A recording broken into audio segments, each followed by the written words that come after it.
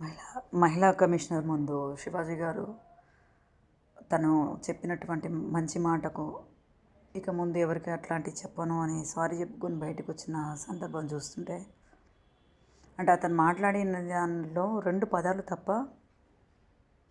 అతని ఉద్దేశం అయితే తప్పు కాదని 100కి 100% అందరికీ తెలుసు, ఇంక్లూడింగ్ అనసూయకు కూడా తెలుసు. కానీ 99%, ఆల్మోస్ట్ 95% అందరూ కూడా శివాజీ గారికి సపోర్ట్ చేశారు. ఎందుకంటే అందులో మంచి ఉంది, నేర్చుకోదగ్గ విషయమని అందరికీ తెలుసు. అయినా కూడా ఒక 5% జనాభా సాటిస్ఫై కోసం ఒక ఎవరో ఇద్దరు ముగ్గురు ఇచ్చినటువంటి కంప్లైంట్ కోసం వెళ్ళి సారీ చెప్పుకొని వచ్చింది చూడండి. ఇది ఆలోచించదగ్గ విషయం అనిపిస్తుంటుంది. ఎందుకంటే ఒక మంచి విషయం నిండుగా బట్టగప్పుకోమ్మా అని చెప్పినందుకు, అంత మంచి మాట చెప్పినందుకు వెళ్ళి క్షమాపణ చెప్పవచ్చు వచ్చింది చూడండి.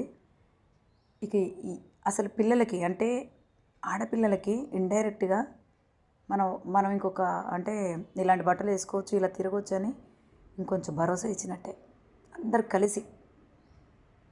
ఇది చెప్పుకోవడానికి బాధాకరంగా ఉన్నా కూడా, అంటే ఇలాంటి ఆలోచనలు ఉన్నటువంటి అమ్మాయిలకు ఎంకరేజింగ్గా ఉండేటటువంటి తీర్పే ఇది.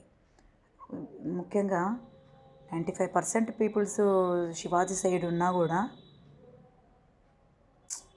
అనసూయకు సారీ చెప్పాల్సిన పరిస్థితి శివాజీకి వచ్చిందంటే, రేపన్నాడు మంచి మాట చెప్పినటువంటి వాళ్ళు ఎందరున్నా కూడా చెడుకు సారీ చెప్పాలేమో.